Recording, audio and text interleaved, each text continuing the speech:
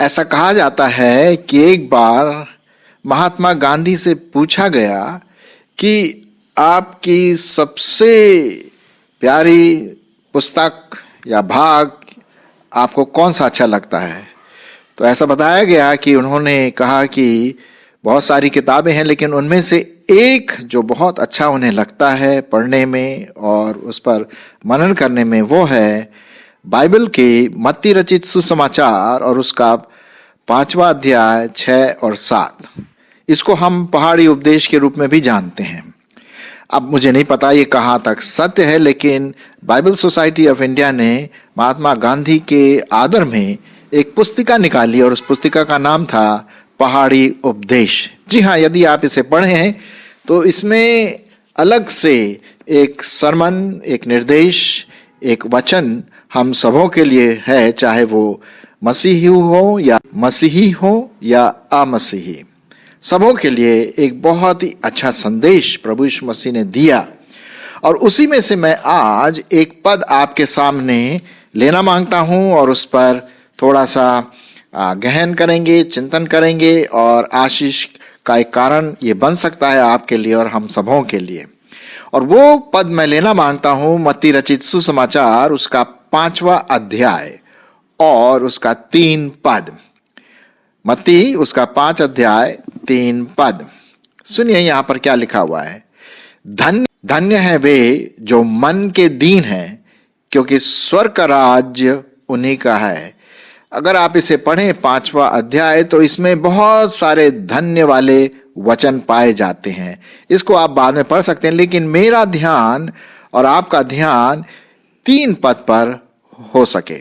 धन्य है वे जो मन के दीन हैं, क्योंकि स्वर्ग का राज्य उन्हीं का है। अब यहां पर 3 विशेष शब्द पाए जाते हैं। पहला शब्द है धन्य, दूसरा जो फ्रेज या शब्द पाए जाते हैं वो है मन के दीन, और तीसरा जो शब्द है वो है स्वर्ग का राज।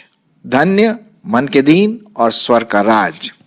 यहां पर जो शब्द आया है धन्य, इसका मतलब है क्या ही अच्छे लोग हैं, क्या ही भाग्यवान लोग हैं, क्या है चाहने योग्य ऐसे लोग हैं। वो कहने का मतलब कितने खुश नसीब हैं वे, ये कहने का मतलब है धन्य से। इंग्लिश में आया है ब्लेसेड और हिंदी में धन्य आया। दूसरा जो शब्द है मन के दीन है। क्या ही धन्य वे जो मन के दीन है। और इसी पर मैं थोड़ा सा अपना विचार परमेश्वर के वचन के आधार पर आपके सामने रखने की कोशिश करूंगा।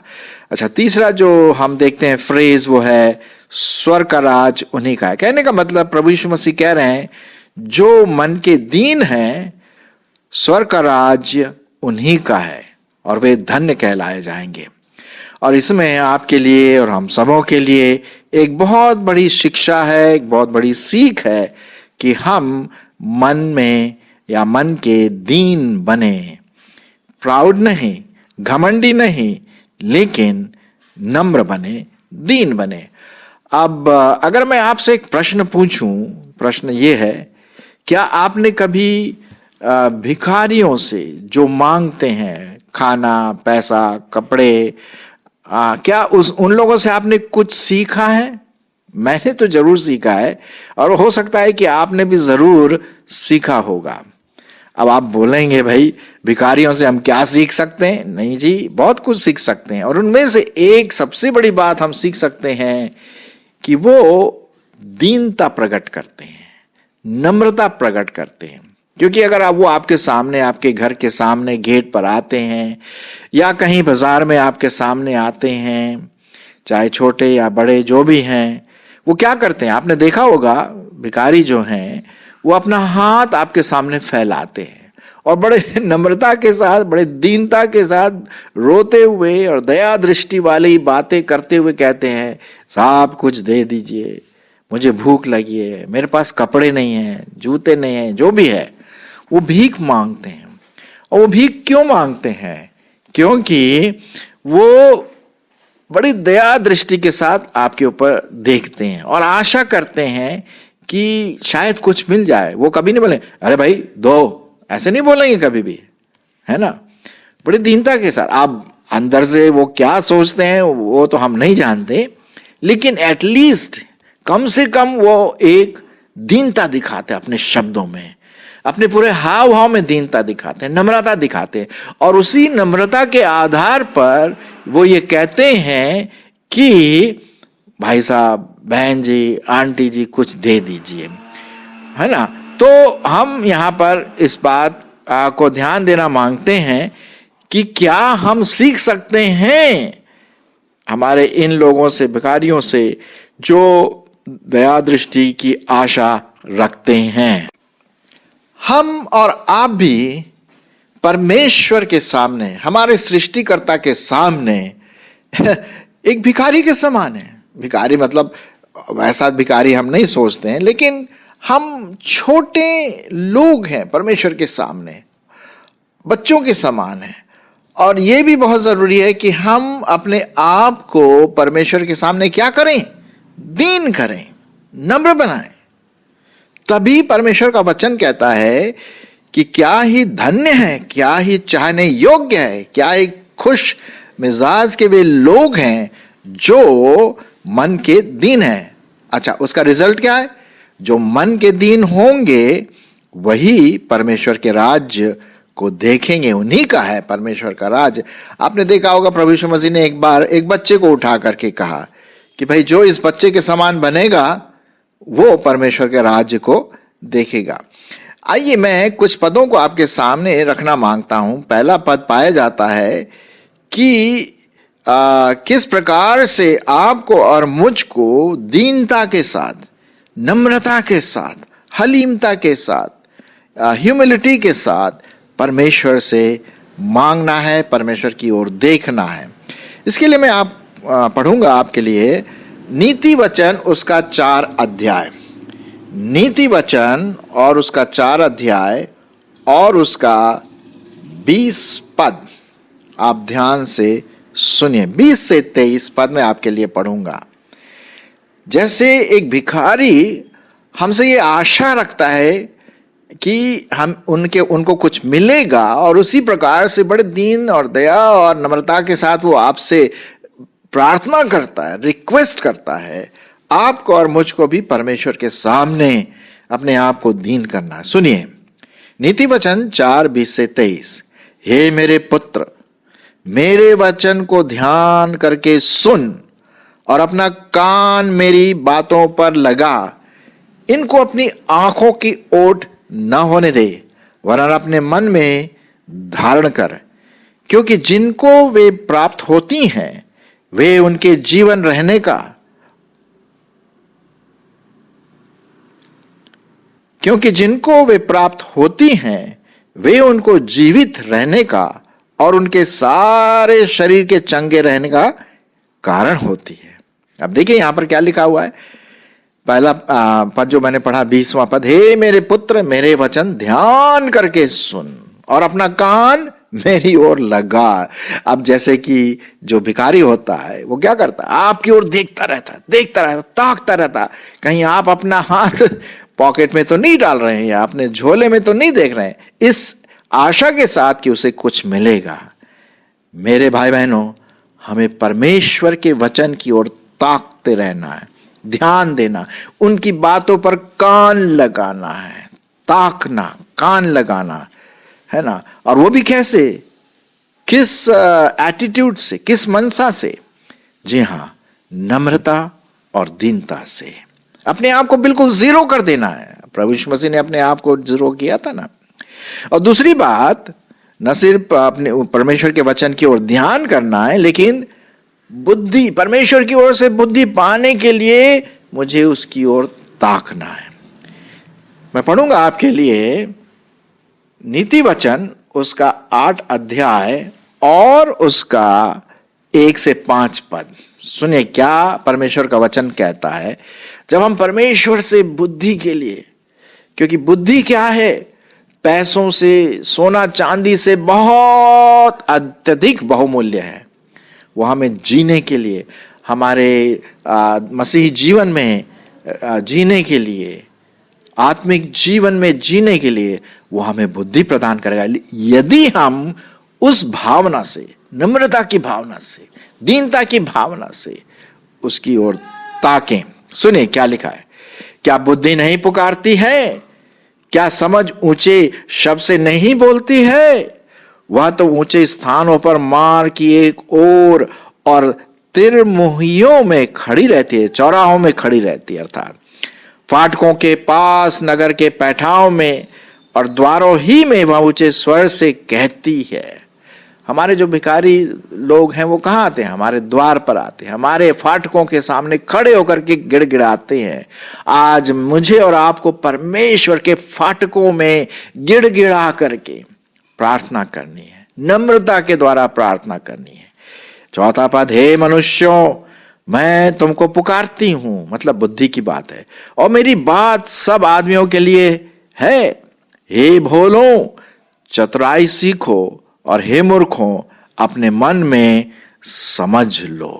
अपने मन में क्या करो? समझ लो। कितनी अच्छी बात यहां पर लिखा हुआ है कि हम परमेश्वर के सामने पूर्ण रीति से, पूरी हलीमता के साथ, पूरी नम्रता के साथ, पूरी दीनता के साथ उसकी ओर ताके, उसके वचन की ओर हम ताके, तभी परमेश्वर आशीष देगा। अब जैसे लिखा हुआ है भजन संहिता 34 और 18, ये भी बहुत अच्छा पद है, मैं आपके लिए पढ़ूंगा। भजन संहिता 34 और 18 पद, यहोवा टूटे मन वालों के समीप रहता है। वाह! यहोवा टूटे मन वालों के पास, दीन मन वालों के पास, है ना, नम्र मन वालों के पास रहता है, और पिसे हुओं का वो क्या करता है? उद्धार करता है। और यही बात हम देखते हैं भजन संहिता 51 और 7 में भी देखते हैं कि हलीमता, दीनता कितना जरूरी है आपके और मेरे जीवन में। यहां पर क्या लिखा हुआ है परमेश्वर के वचन में?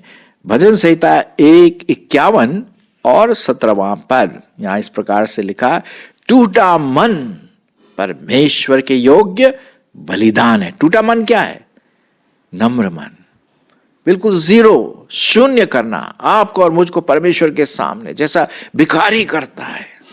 हमें उनसे सीख लेनी है कि हलीमता, दीनता, ये जब हम परमेश्वर के सामने करते हैं ना, ये परमेश्वर के लिए क्या है? बलिदान है। जब मैं आपसे बातें कर रहा हूं, मैं अपने आप से बातें कर रहा हूं। टूटा मन परमेश्वर के योग्य बलिदान है। हे परमेश्वर, तू टूटे और पिसे हुए मन को तुच्छ नहीं जानता। अगर आपको और मुझको परमेश्वर के राज्य में प्रवेश करना है, अगर आपको और मुझको परमेश्वर को प्रसन्न करना है, तो बलिदान, टूटा मन वाला बलिदान, नम्रता वाला बलिदान और दीनता वाला बलिदान हमारे शब्दों में, हमारे हाव भाव में, हमारी मानसिकता में बना रहे। एक जगह पे क्या लिखा हुआ है? बहुत अच्छा इंटरेस्टिंग बात यहां पर लिखी हुई है। यशाया उसका 66 अध्याय और 2 पद, यशाया नबी की किताब और उसका 66 अध्याय और उसका 2 पद, क्या लिखा है? सुनिए, यहोवा की यह वाणी है। दूसरा पद, यहोवा की वाणी है, ये सब वस्तुएं मेरे ही हाथ की बनाई हुई हैं, इसलिए ये सब मेरी ही तो हैं, परंतु मैं उसी की ओर दृष्टि करूंगा और जो दीन और खेदित मन का हो और मेरा वचन सुनकर थरथराता हो। अरे साहब, अगर उदाहरण के रूप में अगर हमारे बीच में हमारे जो प्रधानमंत्री जी हैं वो अगर आएंगे हमारे मोहल्ले में, तो जो जो बातें वो बोलेंगे हम बड़े ध्यान से सुनेंगे। सही बात है कि नहीं? हाँ, बड़े नम्रता के साथ हाथ जोड़ करके हम उसको सुनेंगे। अरे साहब, ये तो राजाओं का राजा परमेश्वर जो उसको सुनेंगे। अरे साहब, ये तो राजाओं का राजा, द गॉड ऑफ गॉड्स, ईश्वरों का ईश्वर, महान प्रभु परमेश्वर, उसके वचन को हमें हलीमता के साथ, नम्रता के साथ और दीनता के साथ सुनना है, थरथराना है। ओ प्रभु तेरा वचन है। थरथराने का मतलब है उसके वचन को सुन करके एक आदर वाला भय हमारे मन में छाए जाए।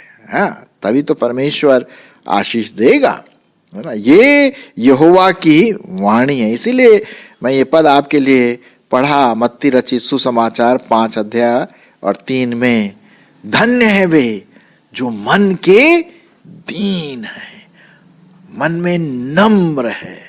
परमेश्वर उनको बढ़ाता है जो मन के दीन है। घमंडियों पर तो वो फेंकता है बाहर, निकलो।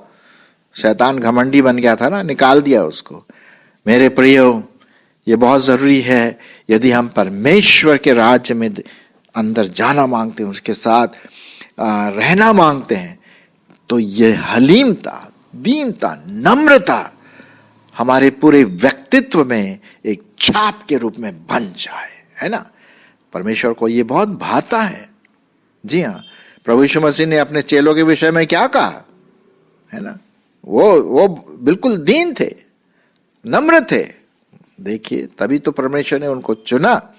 लूका रचित सुसमाचार, लूका उसका 6 अध्याय और 20 पद, क्या लिखा हुआ है? बहुत अच्छी पद लिखा है।